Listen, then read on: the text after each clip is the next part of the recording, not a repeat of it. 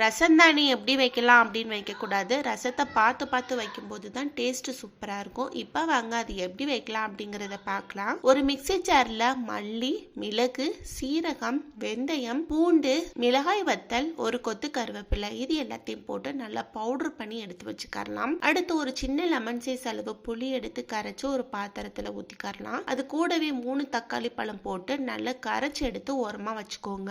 அடுத்து கடாயில எண்ணெய், சீரகம், கடுகு, பெருங்காயம், மிளகாய் வத்தல், பச்சை மிளகாய், கருவேப்பிலை, மஞ்சள் தூள், நம்ம அரைச்சு வச்சிருக்கிற மசாலா பவுடர் இது எல்லாத்தையும் போட்டு ஒரு 2 நிமிஷத்துக்கிட்ட அதோட பச்சை வாசனம் போற வரைக்கும் வறுத்துட்டு நம்ம கரைச்சு வச்சிருக்கிற புளி தக்காளி தண்ணி எடுத்து இதுல ஊத்தி இதுக்கு தேவையான அளவு உப்பும் போட்டு நல்லா மிக்ஸ் பண்ணி விட்டுட்டு மூடி வச்சிருங்க. ஒரு 5 நிமிஷத்துக்கு அப்புறம் நல்லா பொங்கி வந்த பிறகு கொஞ்சமா கொத்தமல்லி இலை தூவி சுட சுட சாதத்துல ஊத்தி சாப்பிட்டீங்கன்னா சூப்பரான டேஸ்ட்ல இருக்கும்.